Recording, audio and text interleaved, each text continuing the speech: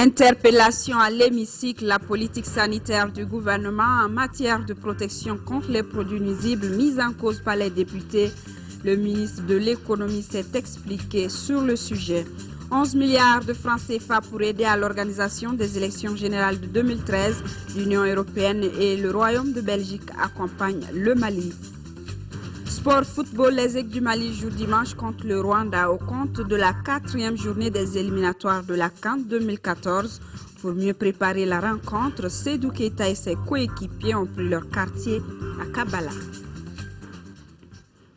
Bonsoir mesdames, messieurs, bienvenue. Le prix Houphouët-Boigny pour la recherche de la paix a été décerné au président de la République française. Cette distinction récompense les efforts de François Hollande dans la lutte contre le terrorisme dans le Sahel et particulièrement au Mali. Il a reçu hier son prix au siège de l'UNESCO en présence d'une dizaine de chefs d'États africains. Envoyés spéciaux, Sidiki Dambélé, Idrissa Traoré. Ou encore Hollande, soldat de la paix. Les qualificatifs ne manquent pas ce mercredi pour saluer le courage du président français François Hollande, lauréat du prix Houphouët-Boigny pour la recherche de la paix. C'est le président Hollande en faveur de l'instauration de la paix et de la stabilité. Mais c'est surtout l'intervention de la France dans la crise malienne à travers l'opération militaire Serval qui a beaucoup pesé. Il peut paraître une réponse pour la recherche de la paix après avoir porté la responsabilité d'une guerre. Mais la décision que j'ai prise au nom de la France n'avait pas autre but que de mettre fin à une agression, la pire qui soit, celle qui voulait par la terreur soumettre un pays ami, qui aurait été coupable. Et c'est donc la force qui était légitime. Tout retard aurait été désastreux. Toute hésitation aurait été tragique. Toute inertie aurait été fatale. L'appel des autorités maliennes était un geste salvateur. L'histoire retiendra que c'est vous qui êtes courageux de faire appel à la France a permis la survie de votre pays. Dans un discours, la République par a vanté les mérites de la France et de son président, dont l'action a permis de sauver les fausses garanties. François Hollande, ce prix, tu le mérites. Tu le mérites. Tu le mérites pour cette fille tombée en syncope. Tombée en syncope sans doute parce qu'en elle, ont reflué les souvenirs des viols en série auxquels s'est livrée la horde sanguinaire. Notre islam en nous, fait de modération et de pondération. Ce prix, tu le mérites également, François Hollande, pour ce jeune homme qui, encore une fois à Tombouctou, t'aurait volontiers serré la main s'il n'avait été amputé de la main droite, au nom d'une justice illégitime et illégale, adossée à la seule du fusil et au man de la cocaïne. Tu mérites ce prix au nom des larmes versées par les imams des mosquées millénaires de cette ville sainte, dont les érudits et à leur doctrine de haine et de brutalité. Au-delà du prix décerné au président Hollande, l'UNESCO s'engage à reconstruire tous les patrimoines, les mausolées détruits par les terroristes à Tombouctou. La question de site n'est pas juste une réparation matérielle, mais une question de valeur. L'UNESCO a sauvé les temples d'Égypte et les construit pour reconstruire les mausolées du Mali. François Hollande a décidé de remettre le chèque de 150 000 $ liés à ces prix à la branche malienne du réseau Paix et Sécurité des Femmes, Solidarité France, qui soutient les soldats blessés et les familles des victimes. Rappelons que juste avant la remise du prix, François Hollande a reçu à l'Élysée les chefs d'État africains présents pour un déjeuner au cours duquel la question de sécurité dans le Sahel a été largement évoquée et des pistes de solutions préconisées. Qualité des discours des présidents et le représentant spécial du secrétaire général des Nations Unies pour le Mali a été reçu ce matin en audience par le Premier ministre au centre des entretiens. Les dispositions sécuritaires et les actions humanitaires envisagées. Albert a également rencontré le représentant de la CEDEAO au Mali avec qui il a évoqué les mêmes sujets. Agali Agagissa. La nomination des représentants spéciaux généraux des Nations Unies pour l'importance que la communauté internationale accorde à la situation de notre pays. Et c'est bien dans ce cadre que Albert Gérald Konder a rencontré le Premier ministre. On a discuté du Conseil de sécurité. Il y a une opération de paix de casque bleu qui va aider à sécuriser la population. La deuxième, nous allons aider bien sûr aussi la commission de d'initiative dans le pays pour résoudre les problèmes. Le défi humanitaire, je crois que c'est très important. Nous ne pouvons pas faire tout, mais on peut aider la population à avoir la différence dans toutes les régions du pays où il y a des grands problèmes de l'eau, etc. Bien sûr, aussi, nécessité journée à venir, c'est important de donner l'espace à la négociation. M. Konder a également rencontré le représentant de la CEDEAO au Mali. Les échanges entre les deux personnalités ont porté sur la consolidation du président des satellites des différents entreprises. Des militaires français engagés dans l'opération Serval au Mali ont été décorés ce matin par le ministre de la Défense et des anciens présidents de la République par assister à la... Des dispositifs sécuritaires impressionnants pour annoncer les couleurs d'une cérémonie d'une importance capitale. 5 mois après le début de l'opération Serval, la nation malienne rend hommage à la France pour son intervention prompte qui a permis de recouvrir la quasi-totalité du territoire malien. Le coup d'arrêt a été un coup de maître et grâce à l'action, la peur a changé de camp. Accompagné des forces tchadiennes, de la MISMA et de l'armée malienne, la force Serval qui a pourchassé les terroristes jusqu'aux confins du massif du Tigargar a très rapidement permis de reprendre pied à Tombouctou et à Gao. De tels résultats obtenus sur le terrain dépendent certes de la valeur des troupes, mais surtout de la qualité des chefs. Monsieur le général Grégoire de Saint-Quentin, commandant la force Serval, il vous est décerné le grade de commandeur de l'Ordre national du Mali, une plus haute distinction malienne. Ces distinctions honorifiques concernent une centaine de militaires français engagés dans l'opération Serval au Mali. Pour la cérémonie, ce sont 11 qui ont reçu leur médaille. 5 ont été élevés au grade de chevalier de l'Ordre national du Mali. 4 ont reçu la médaille d'étoile d'argent avec effigie abeille. Et 1 a été fait officier de l'Ordre national du Mali à titre étranger. Ces décorations que nous recevons aujourd'hui symbolisent la reconnaissance que vous nous accordez à ceux qui ont combattu à vos côtés pour leurs efforts, ainsi que pour les risques pris et assumés. Elles symbolisent également l'estime mutuelle et la fraternité d'armes qui se sont créées entre les militaires français et maliens. Pour cette opération, la France a perdu 6 de ses soldats. Mais, qu'à cela ne tienne, la mission aura été bien accomplie pour le général Grégoire. Nous n'oublions pas qu'ici, les opérations vont se poursuivre et que d'autres soldats français, la continuité de l'engagement de la France, au service de la paix, de la concorde et de la prospérité de votre beau pays. Des points de main de cette conviviale et du matériel. Les nationales au cours de l'élection d'urgence jusqu'au 5 juillet 2013 de loi initiée de l'administration territoriale, décentralisation, l'aménagement territoire a été adopté le Conseil des ministres extraordinaire du Mahamadou Doumbia pour les détails. Adopté par le Conseil extraordinaire des ministres en juin 2013, le jeu pour une partie et l'insécurité causée jadis par les terroristes et autres narcotrafiquants sur l'étendue du territoire. C'est pourquoi, dans les recommandations, l'Assemblée nationale a formulé à l'endroit du gouvernement de prendre toutes les mesures nécessaires pour préserver le public et la tranquillité des actions afin de veiller au respect strict de la date du 28 juillet prévue pour le premier tour de l'élection présidentielle. Tous les candidats, d'une manière ou d'une autre, sont sur le terrain aujourd'hui. Et personne n'a interdit à un candidat de faire ce qu'il peut faire dans les règles, conformément aux dispositions réglementaires. Cela est connu de tout le monde. Pour certains, l'état d'urgence renouvelé pour une troisième fois, ça n'est de trop. Même sans l'état d'urgence, l'État doit jouer pleinement son rôle.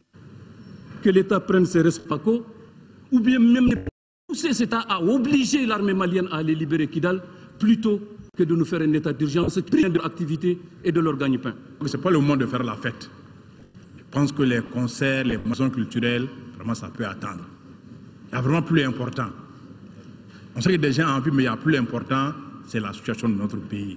Pour certains, l'état d'urgence a beaucoup aidé la population à échapper à certains abus. Personnellement, ça m'a beaucoup aidé par rapport au mariage. D'autres députés voient l'état d'urgence sous d'autres angles. Depuis l'instauration de l'état d'urgence, ce manque de corps, par exemple, certains artistes. L'état d'urgence ne saurait être source de restrictions.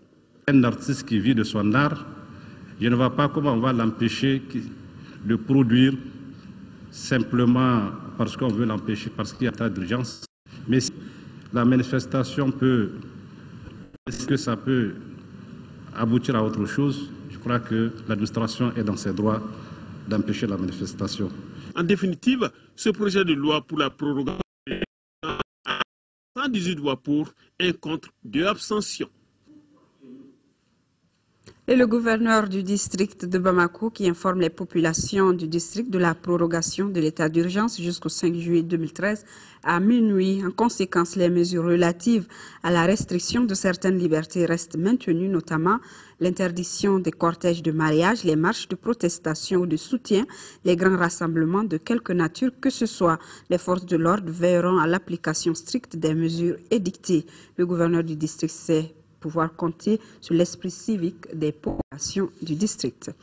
Les députés ont adopté une résolution sur la situation qui prévaut à Kidal. Dans cette déclaration, les élus de la nation condamnent avec la dernière récente exaction à caractère ségrégationniste perpétrée contre les populations noires de Kidal par le MNLA.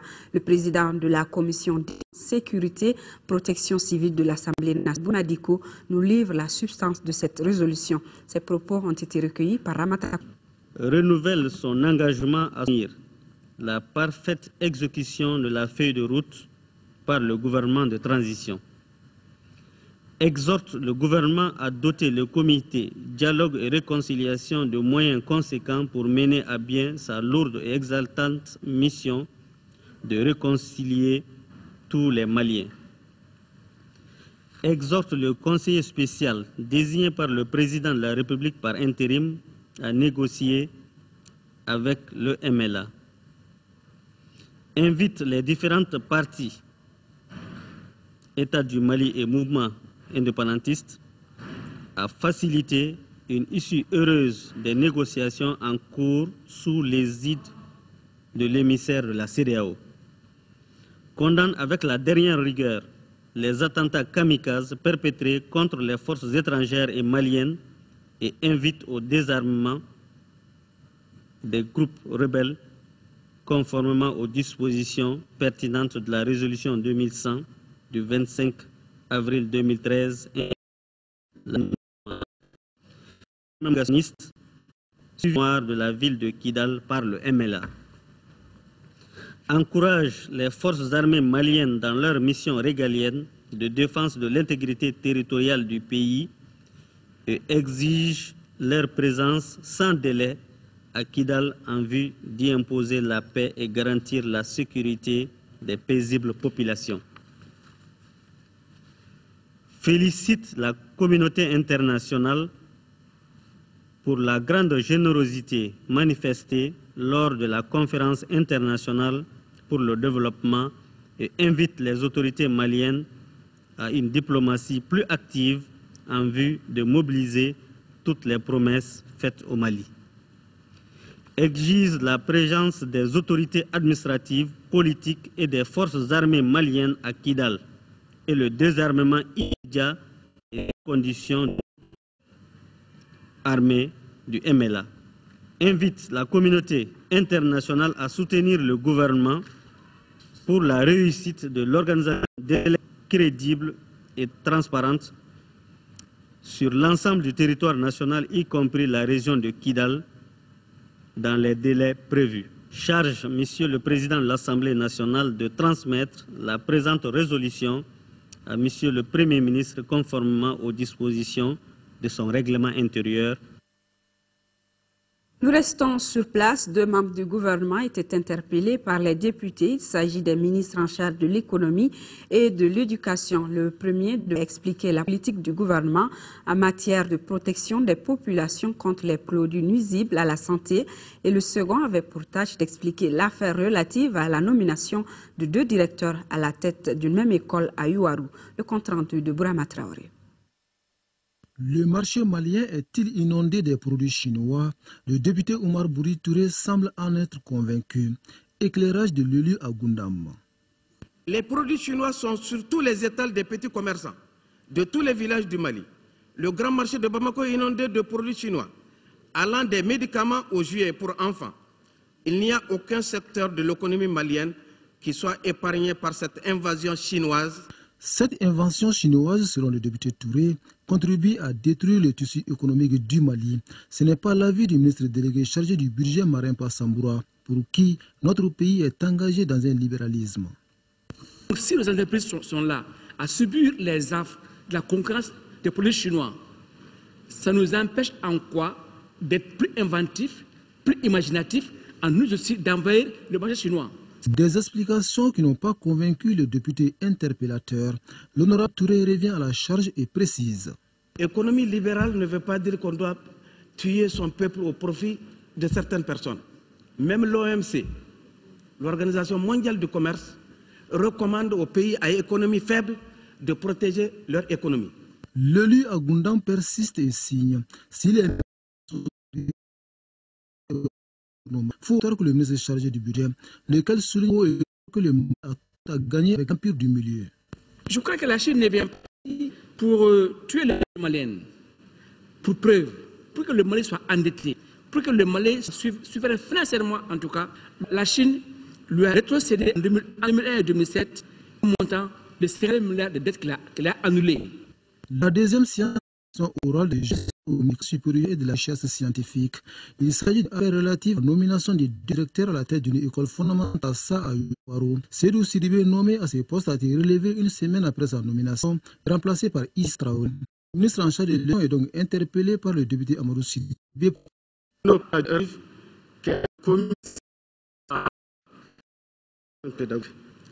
Et cette erreur a été rectifiée au bout d'une semaine.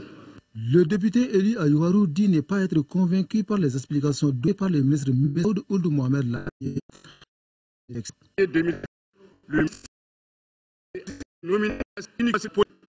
Ce point revient à la charge pour préciser la nomination d'Issa Traoré à la place de Sidibé. M. Issa Traoré est maître principal de l'enseignement fondamental. Que M. Sidibé est un contractuel. C'est faux, rétorque le député Amadou Sidibé, pour qui rien ne saurait justifier l'abrogation de la note de service nommant Sédou Sidibé au poste de directeur de l'école. Ce sont tous les maîtres principaux de l'enseignement fondamental. Le ministre Labou et le député Sidibé ne sont pas sur la même longueur d'onde et l'interpellation s'arrête là.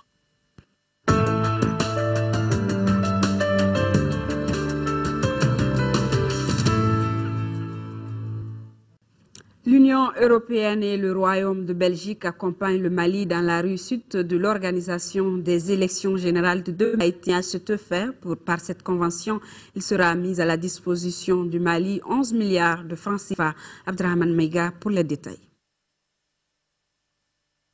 Pas signé de Belgique à travers le programme des Nations Unies pour le développement, mettent à la disposition du pays 11 milliards de francs CFA.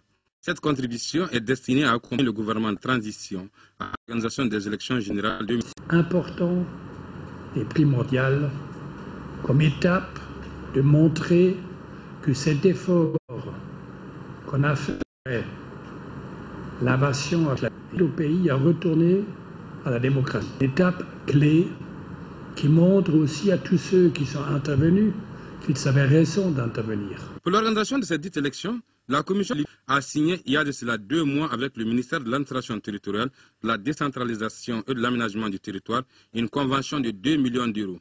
Cette somme qui porte la contribution totale de l'Union européenne à 17 milliards de francs CFA a pour objectif d'aider le Mali à la mobilisation et à la sensibilisation des électeurs. Le plus difficile reste à venir parce que nous restons focalisés sur l'objectif que nous visons, c'est-à-dire sortir, faire un pas effectif général. Jusque-là, on a une organisation matérielle qui avance relativement bien. Il y a une technicité autour de ce processus, mais n'oublions jamais que on n'a pas encore atteint l'objectif. Le colonel Moussa Senkou Koulibaly a promis aux donateurs du jour une mission rachète au Mali de trouver des solutions appropriées pour une sortie définitive de la crise politico-institutionnelle qui n'a que trop duré.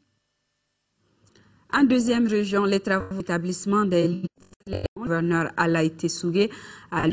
Si elle figure sur la liste et choisit son lieu de vote afin de voter tout près de sa maison. En lançant le démarrage des travaux d'établissement des listes électorales à Koulikro, le gouverneur Alaï Tessougué a invité les membres des commissions locales d'organisation à mieux communiquer. Il a aussi encouragé cette commission à être plus méthodique pour réussir le pari de la bonne organisation de ces élections de 2013.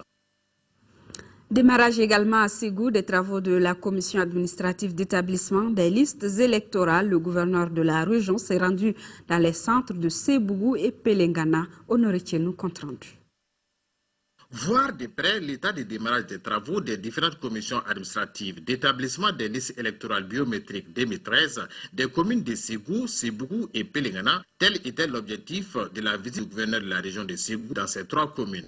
Je voudrais profiter de l'occasion pour lancer vraiment un appel à toute la population de Ségou pour que ce défi qui est les élections puisse se faire sur l'ensemble du territoire. Aux commissions visitées, le travail s'annonce bien. Tous les partis politiques ayant répondu à l'appel du préfet étaient présents, ainsi que les délégués de l'administration. Il s'agit donc pour la commission de finaliser les listes électorales, gérer les cas de transfert et de radiation pendant 10 jours. Un constat au niveau de Pelengana, c'est qu'il y a plus de 8000 électeurs qui ont été, disons, enregistrés au niveau de Ségou et qu'il faut transférer immédiatement au niveau de Pelengana.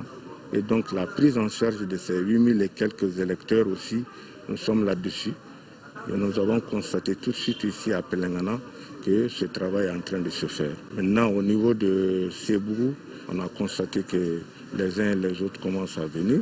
Il y a eu quelques opérations déjà, que ce soit la radiation, les transferts et même la validation. Cependant, la faible représentativité des partis politiques au sein des commissions reste une difficulté. John Bouakar Sissé a ainsi exhorté les maires à une plus grande implication dans la sensibilisation. Notons que pour les élections 2013, la région enregistre 953 599 électeurs potentiels pour 3192 bureaux de vote. Parlant d'élections toujours, l'interview de la semaine reçoit aujourd'hui le président de la CENI, la Commission électorale nationale indépendante, avec Mamadou Diamoutani. Il sera question des préparatifs du premier tour de l'élection présidentielle prévue le 28 juillet, un entretien dirigé par Yaya Konaté à suivre après ce journal. Kidal, la guerre, l'élection présidentielle de juillet prochain, ce sont ces trois sujets qui ont motivé la COPAM à convier la presse ce matin. La COPAM qui refuse toute négociation avec le MNLA et salue le courage de l'armée malienne dans sa mission de reconquête. Sira Bachile. Pas d'élection sans Kidal. Le message est sans ambiguïté. Tout en soutenant l'armée malienne en route vers Kidal, la COPAM se dit opposée à tout dialogue avec le MNLA qui n'est qu'un groupuscule et qui ne représente aucune frange de la communauté touareg. Les Peuls et les Sonraï sont ligotés, battus, humiliés et jetés dans des véhicules allant vers les zones habitées par les Noirs. Ils ignorent qu'il s'agit du Mali et qui n'auront jamais d'Azawad dans notre territoire. Vous voyez une possibilité de dialogue? Dialoguer, négocier, c'est céder des choses, c'est donner des choses. Vous ne pouvez pas aller dialoguer, négocier avec quelqu'un sans lui donner quelque chose. Dites-moi ce que ce Mali-là peut donner au MNLA dans un dialogue où le MNLA veut s'emparer par la force des morceaux du territoire. Kidal reste une ville du Mali. L'intégrité territoriale n'est pas négociable. Le Mali est souverain et indivisible. Et la COPAM en appelle au bon sens de chaque citoyen malien qui a son rôle à jouer dans la sauvegarde de la souveraineté nationale. La COPAM sera bel et bien au rendez-vous de l'élection présidentielle du 28 juillet prochain, même si le délai imparti est court. Une précision de son président. La coordination des organisations patriotiques du Mali compte 11 regroupements d'associations, de syndicats et de partis politiques.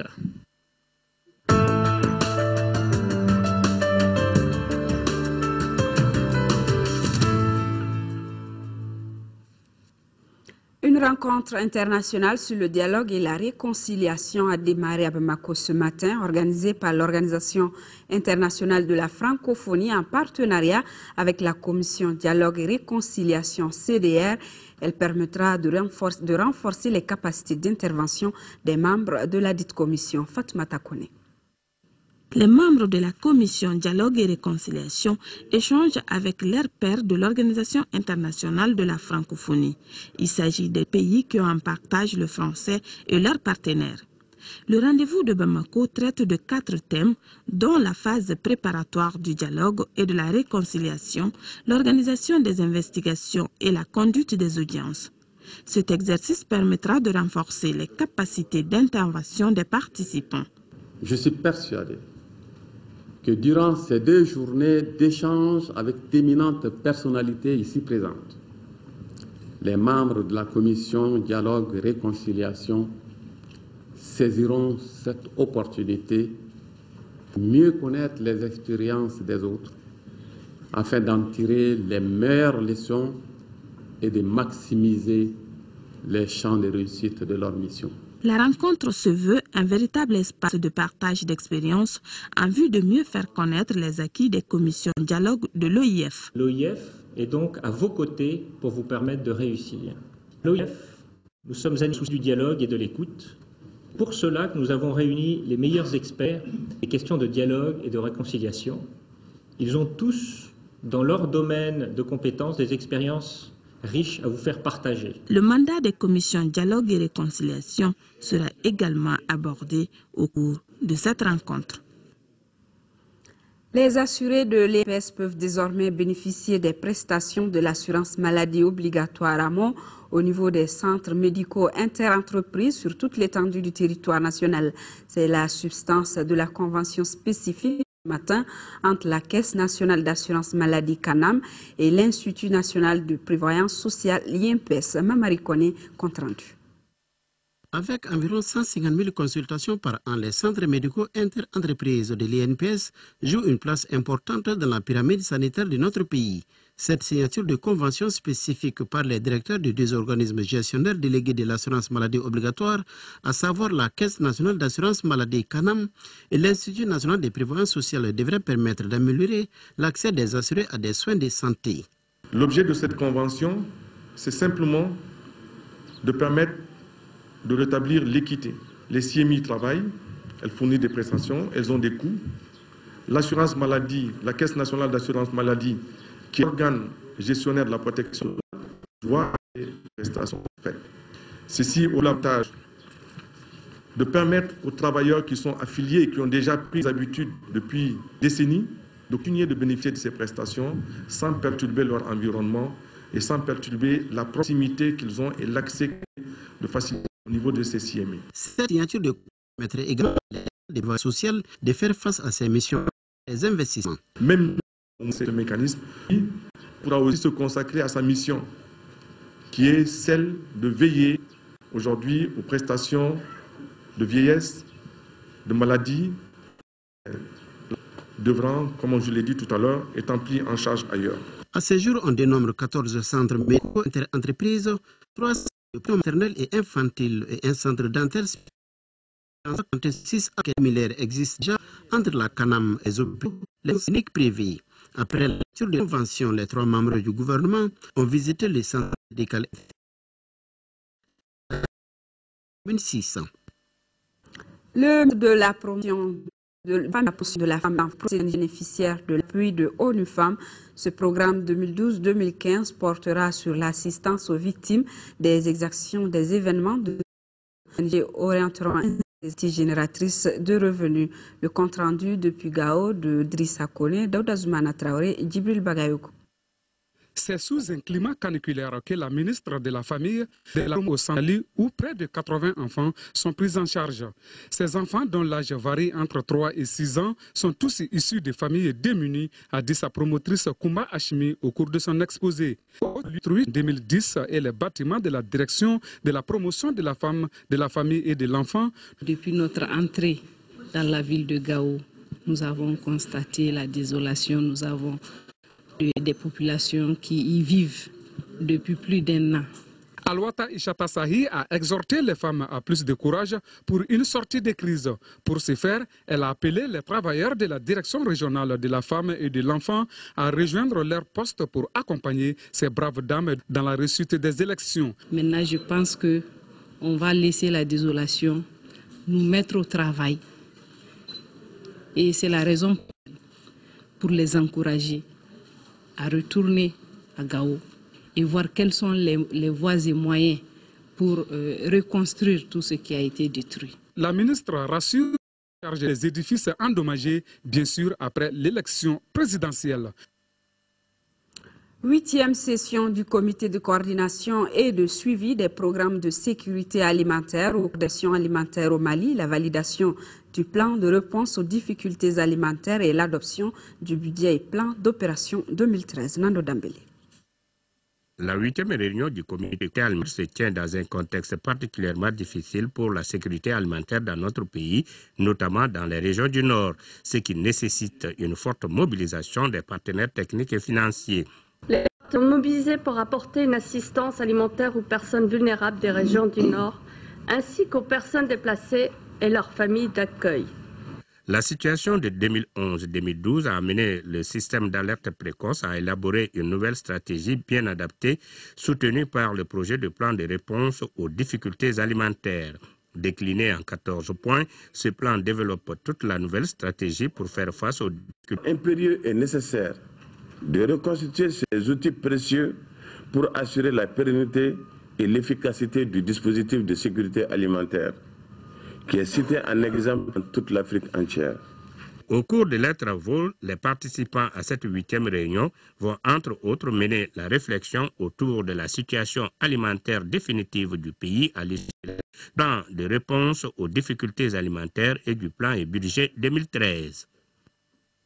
Quel droit pour la sécurité alimentaire en Afrique? La question était au centre d'une conférence de presse organisée de l'Université des sciences juridiques et politiques de Bamako. C'est en collaboration avec le programme européen de recherche LASCO. Le compte-rendu de Adama Kodjo.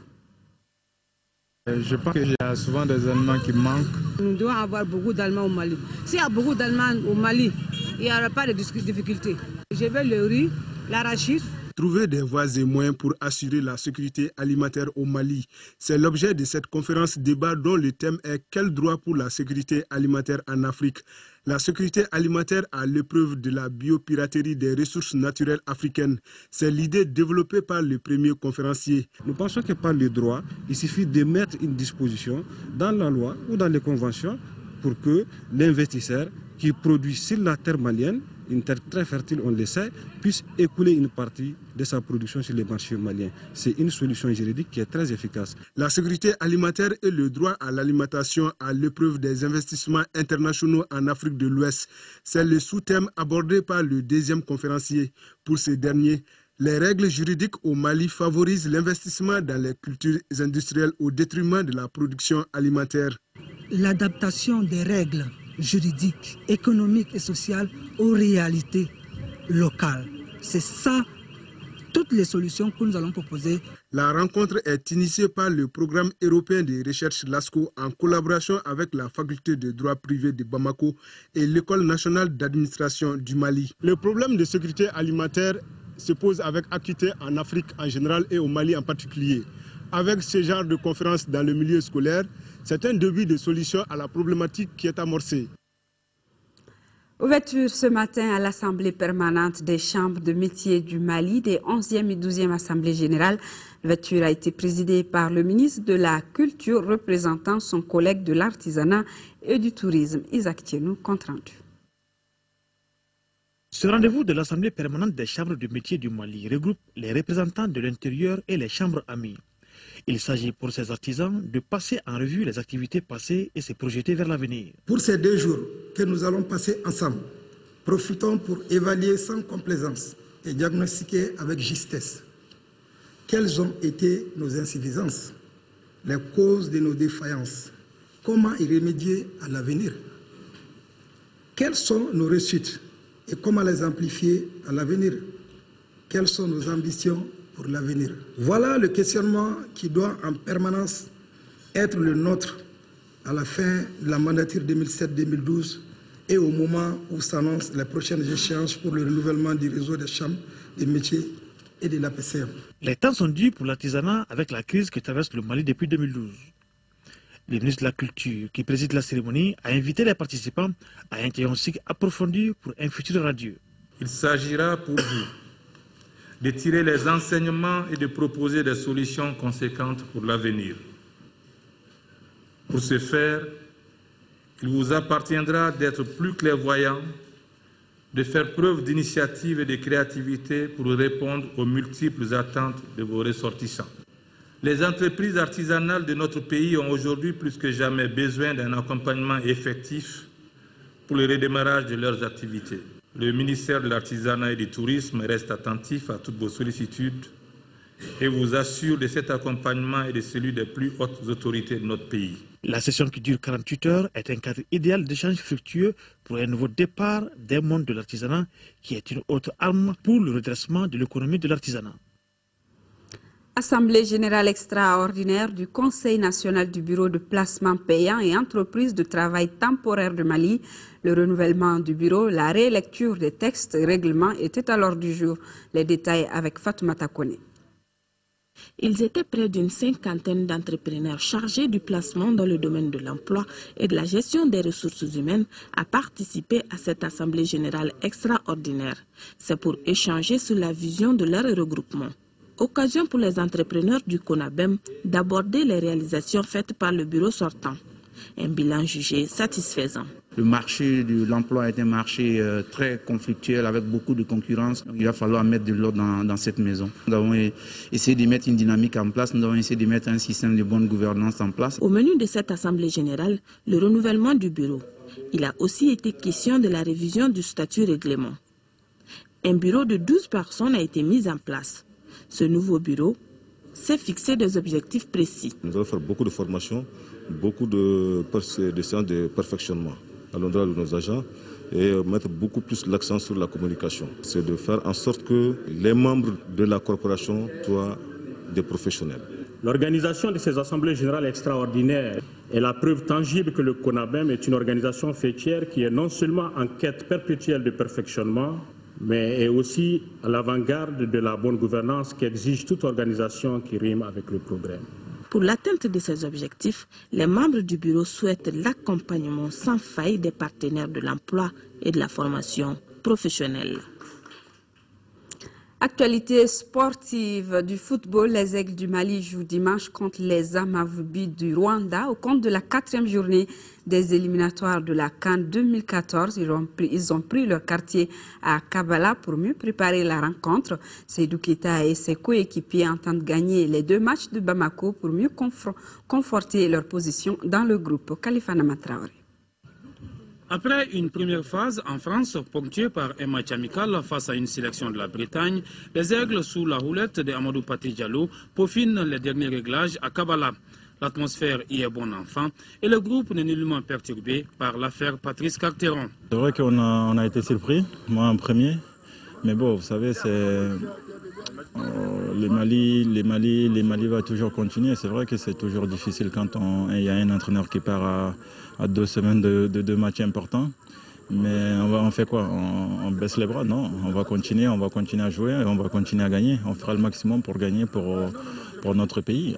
Je demande l'union sacrée autour de cette équipe. Je suis au service de mon pays et donc à chaque fois que mon pays me demande un service à le faire, je pense, je l'ai toujours dit, ça doit être le mot d'ordre de tout Malien et surtout dans le contexte actuel où on se trouve. Et donc je pense qu'il faut vraiment ces 2 matchs qu'on les prenne au sérieux. Et les joueurs ils sont conscients de ça. Le public sportif malien découvrira certainement ce dimanche de nouveaux visages lors de ce match contre les Amavubi du Rwanda. Yacouba Silla qui honorera sa première cape et Mana Dambélé dont le début sous les couleurs maliennes remonte justement au 24 mars dernier à Kigali. Avec la sélection, c'est la première fois que je viens jouer au pays. Donc c'est tout un honneur. En plus quand je vois la foule et tout, ça donne envie vraiment d'y jouer et de participer au succès qui peut nous apporter jusqu'à la qualification à la Coupe du Monde. Tout d'abord, un énorme respect pour le peuple malien. Et aussi voilà, tout l'engouement qui est autour de cet événement, le football. Et aujourd'hui, voilà, je suis très fier de porter les couleurs de mon pays. Et voilà, c'est un choix naturel de rejoindre la sélection nationale du Mali pour les aider à se qualifier pour la prochaine Coupe du Monde. L'effectif est presque au complet, Cheikh Tidiane Diabaté étant le seul joueur attendu au 2e jour de regroupement des Aigles du Mali à Kabbalah. Très bonne chance et beaucoup de courage aux Aigles. Cette édition s'achève.